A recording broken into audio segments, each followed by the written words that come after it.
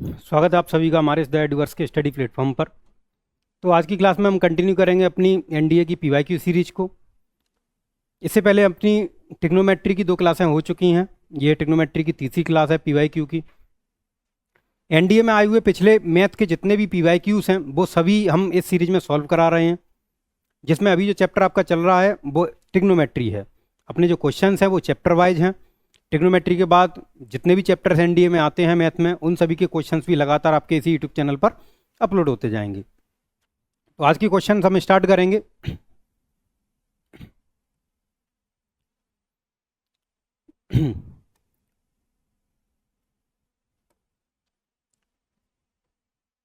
तो अपना पहला क्वेश्चन रहेगा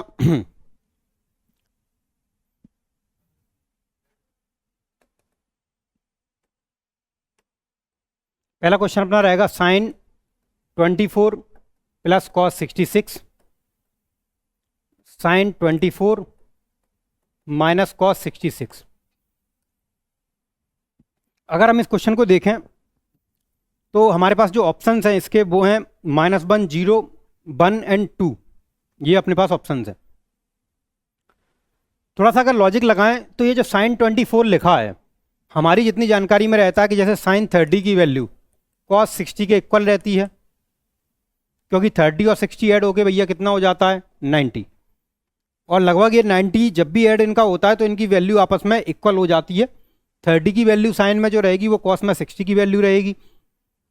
अगर साइन 60 रहेगा तो कॉस 30 रहेगा, अगर साइन 50 रहेगा तो कॉस 40 रहेगा। इस तरीके से वैल्यू सेम रहती हैं।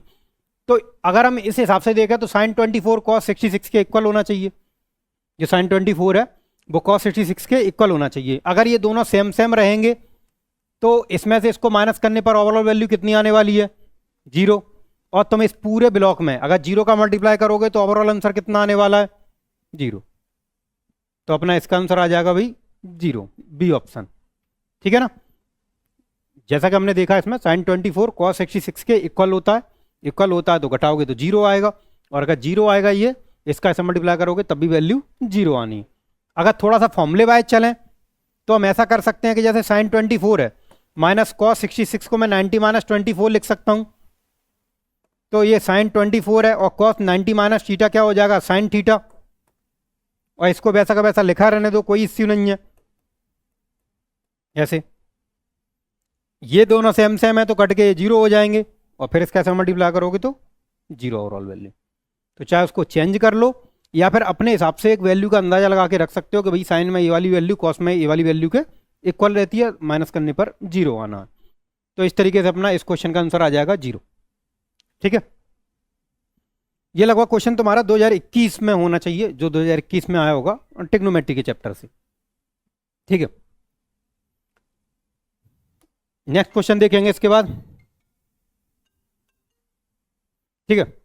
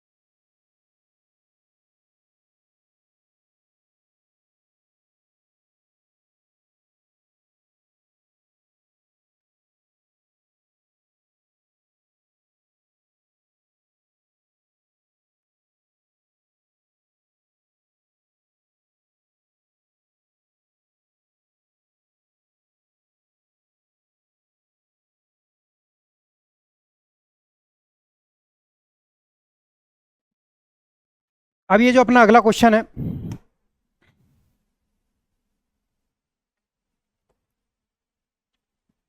ये है तुम्हारे पास 1 प्लस कॉट थीटा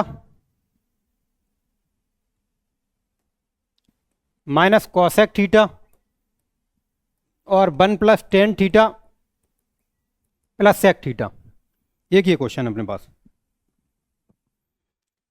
देखो भाई, इस क्वेश्चन में अगर हम देखें तो हमने काफी बार एक चीज बोल के रखी है कि जब भी इधर थीटा वगैरह की वैल्यू लिखी हो, एंगल का ये ट्रिग्नोमेट्रिक रेशियो लिखा हो, इधर इनमें थीटा लगाओ और सामने जो आंसर आ रहा है वो न्यूमेरिकल में हो। तो इस पूरे क्वेश्चन का आंसर अगर न्यूमेरिकल वैल्यू आ रही है, नंबर वैल्यू आ रही है, तो कहीं ना कहीं इस एंगल की वैल्यू रख के चेक कर सकते हैं हम, क्योंकि आना तो तुम्हारा संख्या में ही आंसर है। तो हम इसमें कोई एक वैल्यू पुट कर सकते हैं अपने अकॉर्डिंग, क्योंकि इसमें लिखा तो थीटा ही है और थीटा जो होता है वो रियल नंबर होता है। मतलब तुम ऐसा कोई सा भी नंबर रख सकते हो, थीटा तो मना नहीं करेगा। थीटा में तुम चाहे 90 रखो, चाहे 60 रखो, चाहे 30 रखो, कोई सी वैल्यू रखो, है ना। बस हम वो वाली वैल्यू रख के देख लेंगे जो हमारे लिए आसान पड़ेगी। अब सबसे आसान वैल्यू कौन सी पड़ेगी हमारे लिए यहाँ पे? 30, 45, 60 और 90, यही लेके चला करो ज़्यादातर, ये आसान पड़ती हैं, ये हमने याद भी की हैं। और तो वैल्यू याद भी नहीं की, उसके बाद वाली कोई मतलब नहीं बनता। अगर 30, 45, 60, 90 में से देखें तो हम कौन सी वैल्यू यहाँ पे रख सकते हैं? 45 आसान पड़ेगी बिल्कुल। देखो 45 कैसे आसान पड़ेगी, क्योंकि कॉट 45 की वैल्यू कितनी हो जाएगी? माइनस कॉसेक 45, जो कि होता है साइन 45 का उल्टा। कॉसेक 45 होता है साइन 45 का उल्टा। क्या हो जाएगा? √2। 1 प्लस ये भी 1 और प्लस ये भी हो जाएगा √2 सेक 45। ये हो जाएगा 2 माइनस √2 और ये हो जाएगा 2 plus a plus B A minus B, A square minus B square. ठीक है भाई, ये हो जाएगा 4 माइनस ये हो जाएगा 2। ओवरऑल वैल्यू ये आ गई, बी ऑप्शन, है ना। वैल्यू चार्ट से आंसर आ जाता है अपने क्वेश्चन का। और वैल्यू चार्ट में भी हमें ऐसा नहीं है कि बहुत सारी वैल्यू 90 के ऊपर वाली ऐसी वैल्यू याद रखनी है, 18 वगैरह वाली नहीं। हम तो जीरो, ये वाली जो 0, 90, 30, 45, 60 का कॉम्बिनेशन है, लगभग इससे ही सॉल्व हो जाते हैं बहुत सारे क्वेश्चन तो। ठीक है ना, ये वाले क्वेश्चन का आंसर ऐसे आ जाएगा। फिर हम कहेंगे कि भाई क्या वैल्यू से ही आंसर आ सकता है? देखो वैल्यू से थोड़ा आसान पड़ा, फॉर्मूले से भी आ जाता आंसर। तो फॉर्मूले से देखो कैसे होता, 1 प्लस कॉट का क्या होता फॉर्मूला? कॉस अपॉन में साइन, माइनस कॉसेक का होता 1 अपॉन में साइन, 1 प्लस साइन अपॉन में कॉस और प्लस 1 अपॉन में कॉस। अब बस दिक्कत इस बात की है कि इसका सॉल्यूशन बहुत है। देखो तुम इसका एलसीएम लेंगे, फिर इसका ऐसा मल्टीप्लाई होगा, फिर इसका एलसीएम लेंगे, इसमें मल्टीप्लाई होगा, ऊपर एक फॉर्मूला बनेगा a plus B A minus B, फिर वो सॉल्व करना पड़ेगा, उसका स्क्वायर ओपन करना पड़ेगा, फिर जाके कुछ वैल्यू कैंसिल होगी, तब जाकर कहीं न्यूमेरिकल वैल्यू बचेगी अपने पास 2। और जबकि हमारे पास वैल्यू से अगर देखा जाए तो वो 2-3 लाइनों में खत्म हो गया सवाल अपना। ठीक है ना, तो कोई सी वैल्यू 0, 30, 45, 60, 90 में से कोई सी वैल्यू रखी जा सकती है, कोई इश्यू नहीं है उसमें, अगर हम थीटा वाली वैल्यू से न्यूमेरिकल वैल्यू की ओर शिफ्ट कर रहे हो आंसर में तो। और सामने भी दिया होता है यहाँ पर कोई न्यूमेरिकल वैल्यू, तब भी रख के चेक कर सकते थे, है ना। अगर वो फिक्स दिख जाती, जैसे 1045 है तो 1045 का फिक्स दिख जाता है 1, और कोई कोई ऐसी वैल्यू होती है कि नहीं दिख पाती वैल्यू फिक्स, तो हम उसके बीच में एज्यूम कर सकते हैं 45 से पहले, 45 के आसपास वो वैल्यू लेट कर सकते हैं, वहां से मान सकते हैं। वैल्यू चार्ट से सॉल्व हो जाता है काफी सारे क्वेश्चन। ठीक है, तो ये क्वेश्चन अपना ऐसे सॉल्व हो जाएगा। फिर बेटा नेक्स्ट देखेंगे इसके बाद अगला क्वेश्चन।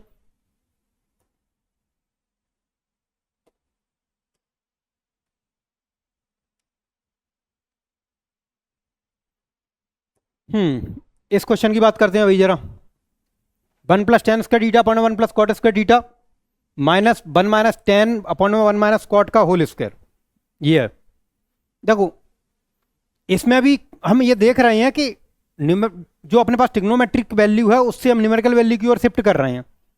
ये न्यूमेरिकल वैल्यू है 0, 1, लेकिन 2 ऐसी वैल्यू है जो न्यूमेरिकल में नहीं है, 2 ऐसी वैल्यू है जो न्यूमेरिकल में नहीं है, ये 2 कॉट है और 2 10 है। तो फिर इसको थोड़ा सा सॉल्व करना पड़ेगा।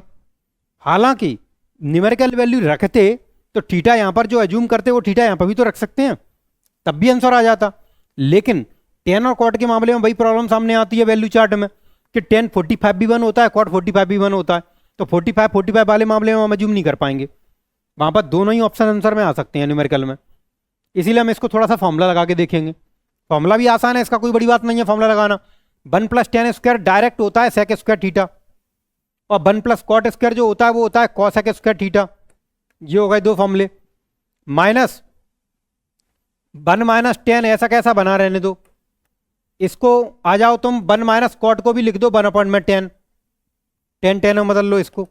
सेक जो हो जाएगा वो हो जाएगा 1 बटे कॉस, हाँ कॉसेक हो जाएगा 1 अपॉन में साइन।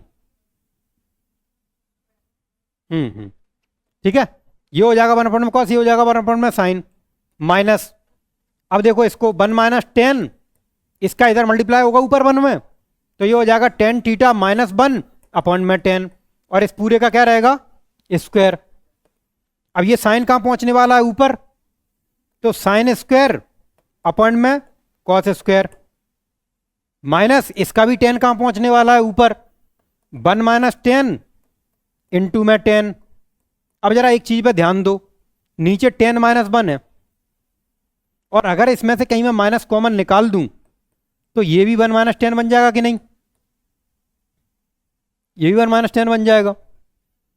1 माइनस 10 से 1 माइनस 10, माइनस माइनस साइन बटे कॉस क्या हो जाएगा भैया अपना 10, माइनस माइनस प्लस हो जाएगा, ठीक है भाई, माइनस माइनस अपना क्या हो जाएगा प्लस हो जाएगा। इधर की साइड में अपने पास क्या बच रहा है 10 स्क्वायर थीटा, अच्छा 10 थीटा और पूरे पे लगा हुआ है स्क्वायर। एक इश्यू यहां पर पहले से स्क्वायर लगा हुआ था, अगर स्क्वायर लगा हुआ था तो ये वाली माइनस की वैल्यू क्या की हो जाएगी प्लस की, तो बीच में माइनस ही बच जाएगा अपने पास, ठीक है। तो 10 square minus 10 square, overall value 0।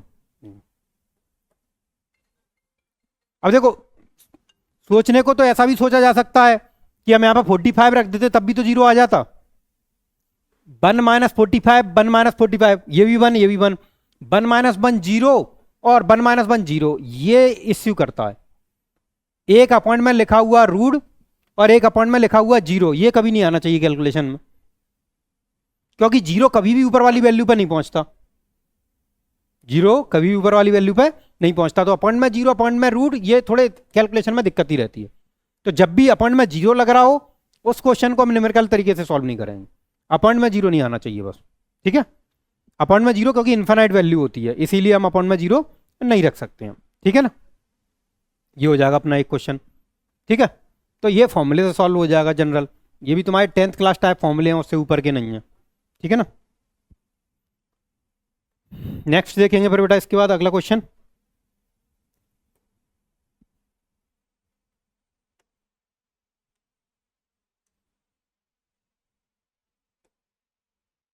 Seven sine theta plus 24 cos theta equal to 25 है।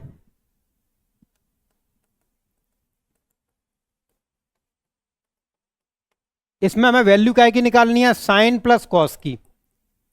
अब देखो एक बार को सोच सकते थे कि यहां पे कुछ रख दें तो न्यूमेरिकल वैल्यू आ जाए, लेकिन समस्या यह है कि 25, 24 और 7 ये न्यूमेरिकल वैल्यू नहीं बन पाती है। न्यूमेरिकल वैल्यू 30, 60 की वो होती है 1/2, 1/√2, √3/2, वो ठीक रहता है एक बार को, ये वाला उतना ठीक नहीं रहता है, ठीक है ना। तो इसमें थोड़ा सा फॉर्मूले की ओर ही जाना पड़ेगा। फॉर्मूले की ओर भी देखो, जब भी ऐसे सवाल देखें कि अपॉइंटमेंट 24, 25, 7, ये पाइथागोरस की ट्रिपलेट दिख रही है तुम्हें, हाँ पाइथागोरस की ट्रिपलेट दिख रही है, और जैसे ही पाइथागोरस की ट्रिपलेट की ओर दिमाग जाए तुम समझ जाओ कि इसमें परपेंडिकुलर, हाइपोटेन्यूस और बेस वाला मामला चल रहा है, लंबा आधार कार्ड वाला, वो वाला मामला चल रहा है सवाल का। तो अगर वो वाला मामला चल रहा है कैसे सॉल्व करेंगे फिर इसको, ऐसा करते हैं एक बार ऐसा करो, सब में 25 का डिवाइड कर दो, तो 7/25 sine theta, 24/25 cos theta equal to value 1। अब देखना ये सोचना जरा कि मेरे पास अगर कहीं ये साइन स्क्वायर थीटा होता और ये कहीं कॉस स्क्वायर थीटा होता, तभी तो मेरे पास sine square theta plus cos square theta value वैल्यू बनाती है, sine square theta plus cos square theta value वैल्यू बनाती है इसके हिसाब से। अब अगर मुझे इसको साइन स्क्वायर बनाना है तो इसका मतलब मुझे इसकी वैल्यू साइन रखनी पड़ेगी, तो इसका मतलब है कि मेरे पास साइन थीटा की वैल्यू कितनी हो जाएगी 7/25। इसी तरीके से इसको मुझे कॉस मानना पड़ेगा, तो कॉस की वैल्यू कितनी हो जाएगी 24/25। अब बताओ ये हो गया परपेंडिकुलर, ये हो गया हाइपोटेन्यूस, और ये हो गया तुम्हारा बेस। परपेंडिकुलर, हाइपोटेन्यूस और बेस, ये तीनों वैल्यू कंफर्म हो गई, रख दो इसमें। वैसे तो अच्छा वैसे ही साइन रखा है तुम्हारे पास, साइन कॉस तो वैसे ही कंफर्म हो गया, साइन का हो गया 7/25 और कॉस का हो गया 24/25। 25 का 25 एलसीएम ही रहेगा, ऊपर 24 और 7 मिला के कितने हो जाएंगे 31, तो अपना आंसर हो जाएगा 31/25, डी ऑप्शन ये, ठीक है। तो ये अपना पाइथागोरस ट्रिपलेट के अकॉर्डिंग चलने वाला क्वेश्चन था, ठीक है। नेक्स्ट देखते हैं भाई अगला क्वेश्चन।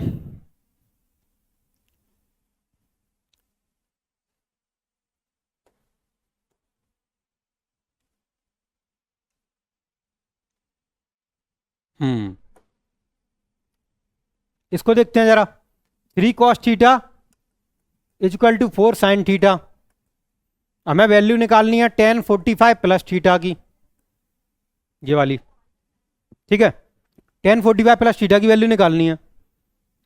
अब तुम्हें अगर ये वैल्यू निकालनी है और तुम्हारे पास है साइन कॉस में मामला, वैल्यू निकालनी है tan वाले में। अब ये tan a प्लस बी जैसा लिखा हुआ दिखाई दे रहा होगा,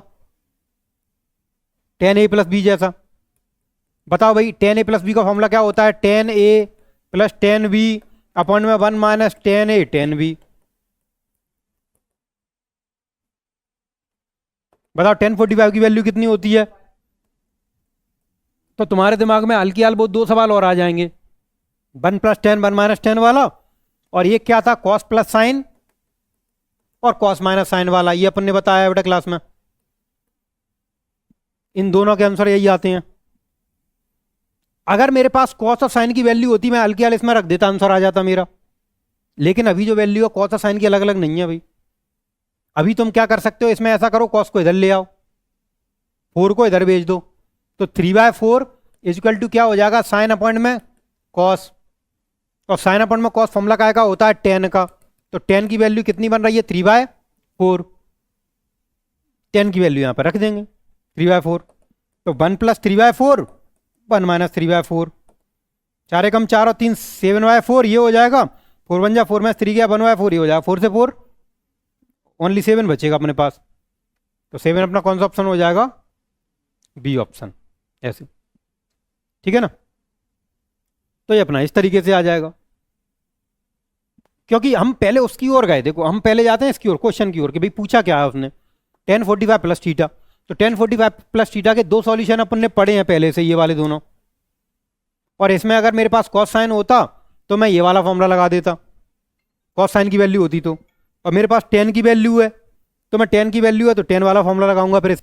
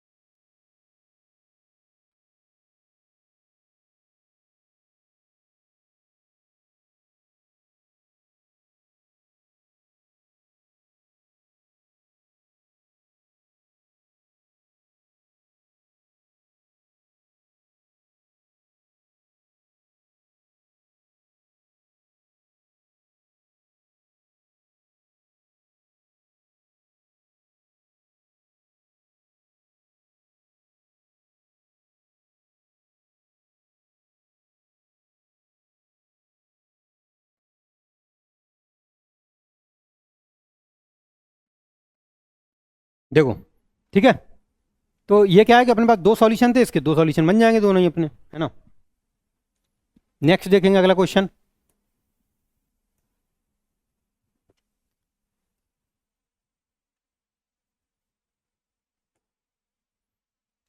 tan a equal to 1/7 cos 2a की वैल्यू क्या होगी? इसमें भी एंगल रखने की कोई जरूरत नहीं है, 1/7 है। cos 2a देख के हाल समझ में आ जाएगा, जो चीज पूछी है वही। भाई cos 2a cos 2 थीटा का फॉर्मूला एक 1 minus tan square a upon में 1 plus tan square a, 1 minus tan square a upon 1 plus tan square a, है ना। और tan हिसाब साफ दिया है क्वेश्चन में पहले से ही, 1/7। तो 1 माइनस 1/7 का स्क्वायर 1 प्लस 1/7 का स्क्वायर, इस तरीके से। तो ये सॉल्व हो जाएगा, ये हो जाएगा 1/49 1/49। ऊपर बन जाएगा 48/49, ये बन जाएगा 50/49। ये तुम्हारा कैंसिल, 48/50 बच रहा है तुम्हारा, इसको कैंसिल कर सकते हो, और 2 से कैंसिल कर दो, 24/25 बच जाएगा तुम्हारे पास। ये ऑप्शन 24/25, है ना।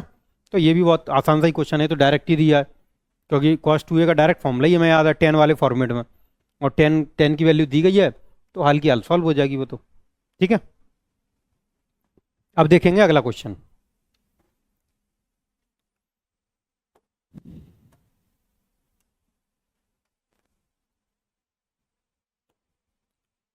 Cot square 15 plus tan square 15, ये वाली वैल्यू साफ समझ में आ रहा है, ये वैल्यू है, वैल्यू रख दो डायरेक्ट, बात खत्म। Cot square 15 tan square 15, cot 15 की वैल्यू होती है 2 प्लस रूट 3, उस पर लग जाएगा स्क्वायर, प्लस ये होती है 2 माइनस रूट 3 और उस पर लग जाएगा स्क्वायर, ठीक है ना। ए प्लस बी का स्क्वायर, ए माइनस बी का स्क्वायर फॉर्मूला लगा लोगे इसमें तुम, ए का स्क्वायर 2 का स्क्वायर 4, रूट 3 का स्क्वायर 3 प्लस 2 बी, 2 2 जा 4 रूट 3 प्लस ए का स्क्वायर प्लस बी का square minus 2 into 2 4 root 3, 4 root 3 से 4 रूट 3, 4 3 7, 4 3 7 ऐड करके 14 14, ये हो गया आंसर, है ना। तो ये भी तो, ये तो साफ साफ वैल्यू लिखी है 15 15 वाली, ठीक है ना। तो ऐसी वैल्यू लिखी है तो फॉर्म वैल्यू लगा दो उसमें, तो ठीक है ना। अगला देखते हैं फिर इसके बाद क्वेश्चन, अगला क्या रहेगा अपना।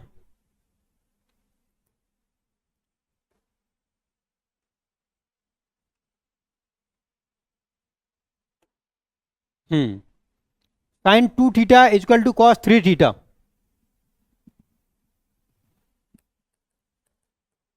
Equal to cos 3 theta, value हमें निकालनी क्या है कि ये देखो, हम सबसे पहले गौर इसी पे करते हैं, क्वेश्चन में पूछा क्या है उसने, है ना, उसने पूछा क्या है उस पर गौर पहले करते हैं। 1 प्लस 4 साइन थीटा, आंसर काय में है, न्यूमेरिकल में, इसका मतलब है कि अगर मैं यहां पर एंगल रख देता तो मेरी बात बन जाएगी, कोई ना कोई एक न्यूमेरिकल वैल्यू का आंसर तो दे ही जाएगा ये क्वेश्चन। अब तुम कहोगे न्यूमेरिकल वैल्यू कौन सी रखें, क्या अपने मन से रख दें, भाई ये रही हिंट उसकी,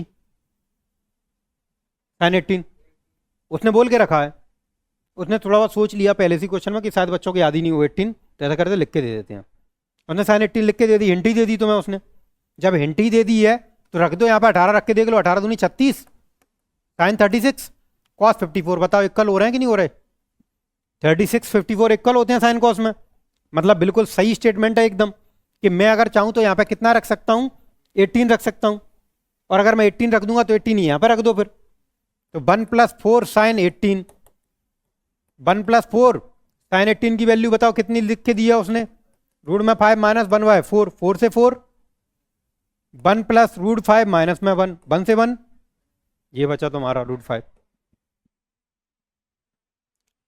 है ना। तो इस क्वेश्चन में क्या है, हिंट उसने पहले ही दे दी है कि एंगल कितना है 18, तो अपन तो इसी के लिए बैठे रहते हैं कि भाई एंगल कंफर्म कर दे एक बार, वो एंगल कंफर्म हो गया तो तुम्हारा आंसर आ जाएगा। ये हमेशा का है, जब भी कोई ट्रिग्नोमेट्रिक वैल्यू हो और आंसर न्यूमेरिकल की ओर हो, एंगल की ओर जाओ तुम, तो अगर मैच कर पा रहा है एंगल की ओर जाओ, एंगल रख दो आंसर आ जाता है, और इसमें 18 पहले से उसने दे के रखा था क्वेश्चन में, ठीक है। नेक्स्ट देखते हैं अगला क्वेश्चन।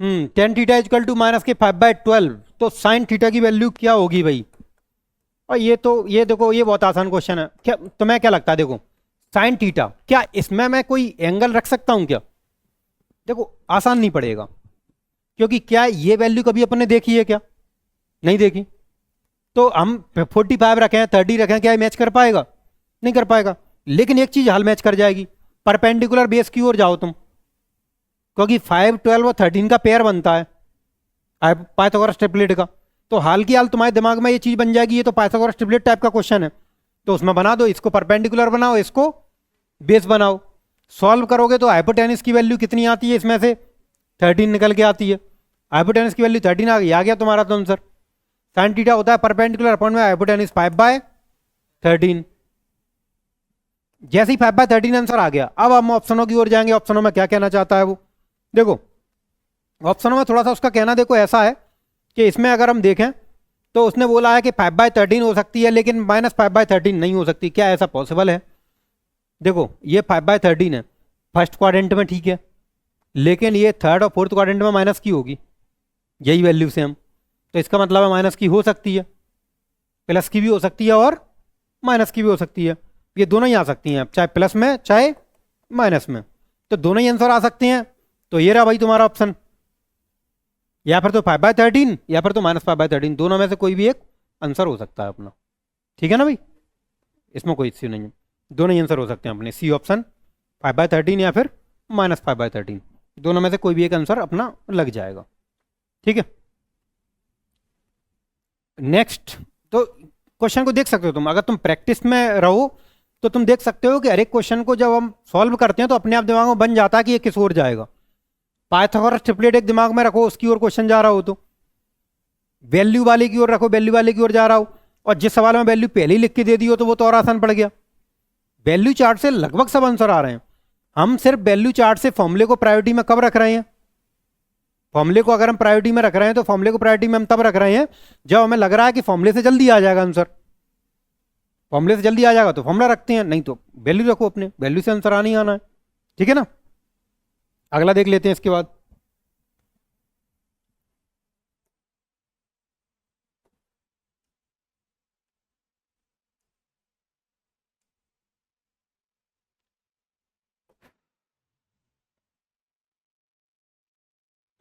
इसके ऑप्शन इधर है, sin 2 cos 2, 2 sin या 2 cos, ऐसे करके ऑप्शन है।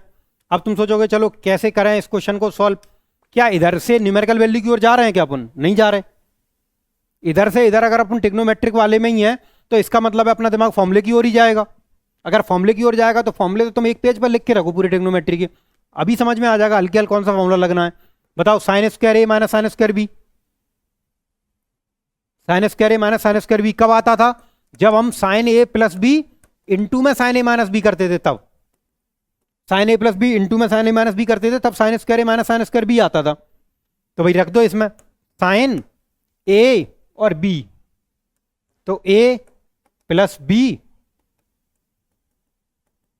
इंटू में साइन ए, फिर माइनस अगर बीच में लगाओगे तो ये माइनस का हो जाएगा और थीटा काय का हो जाएगा? प्लस का। तो बताओ, एक बार ए प्लस बी कर दिया, एक बार ए माइनस बी कर दिया, sign A plus B into A minus sign A minus B, theta से थीटा पाई/4 45 45, कितना हो जाएगा? 90, पाई/2 लिख देते हैं इसको, इंटू में साइन पाई/4 से पाई/4, थीटा और थीटा मिला के कितना हो जाएगा? 2 थीटा, साइन 90 की वैल्यू 1, यही बचा अकेला जिंदा, साइन 2 थीटा हो जाएगा आंसर, साइन 2 थीटा, ये ऑप्शन। तुम खुद देख पा रहे होगे कि जो क्वेश्चन आ भी रहे हैं तो वो कहां से कहां तक खिंच रहे हैं, 3-4 लाइन है, 2-3 लाइन है, बहुत से बहुत। वैल्यू चार्ट रख दो तो और जल्दी हो जाता है, वैल्यू की वजह से दो लाइनों में ही खत्म हो जाता है सवाल। ठीक है, उससे ज्यादा टाइम नहीं लगता इसमें। ठीक है,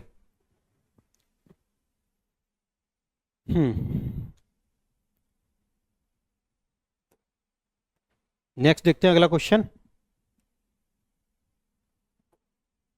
देखो भाई,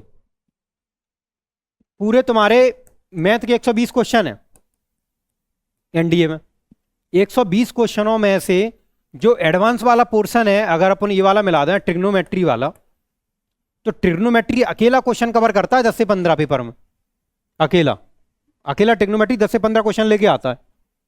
लगभग लगभग अपनी 8 से 10 क्लासें ऐसी हो जाएंगी जो इन क्वेश्चनों वाली होंगी पीवाईक्यू की।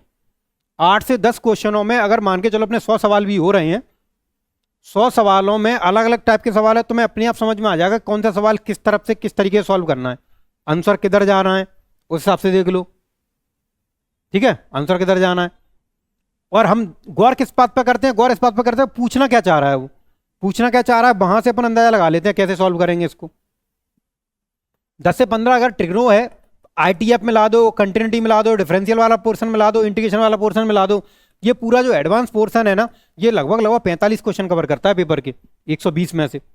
लगभग तुम आधे के आसपास मान लो, 120 में से आधे के आसपास ये पोर्शन कवर कर लेता है अकेला एडवांस वाला पोर्शन, ट्रिग्नोमेट्री से लेके इंटीग्रेशन तक का हिस्सा, जिसमें से डिफरेंशियल, कंटिन्यूटी, आईटीएफ ये सब 12th वाले हैं, ये सब 12th में आने वाले हैं, ये सब 12th के चैप्टर हैं। इसमें सिर्फ अकेला ट्रिग्नोमेट्री बचता है जो कि 11th में है, बाकी के ये सब 12th में ही चैप्टर हैं पूरे।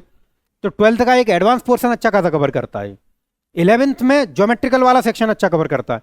11th में अगर तुम जाओगे 30-40 क्वेश्चन तुम्हें ढूंढने हैं, तुम ज्योमेट्रिकल वाले पोर्शन पे जाओ, ज्योमेट्रिकल वाला पोर्शन 30 से 40 क्वेश्चन कवर करता है। स्टैटिक वो तुम्हारा स्ट्रेट लाइन मिला दो, स्ट्रेट लाइन से होते हो तुम सर्कल पे जाओ, कॉनिक सेक्शन के पूरे चैप्टर हो गए तुम्हारे, उधर 3D 2D वाला सेक्शन, ये सब मिला मिलूगे तुम्हारे, और वो प्लान वगैरह के टॉपिक्स, वो मिला के 30 से 40 क्वेश्चन कवर हो जाते हैं।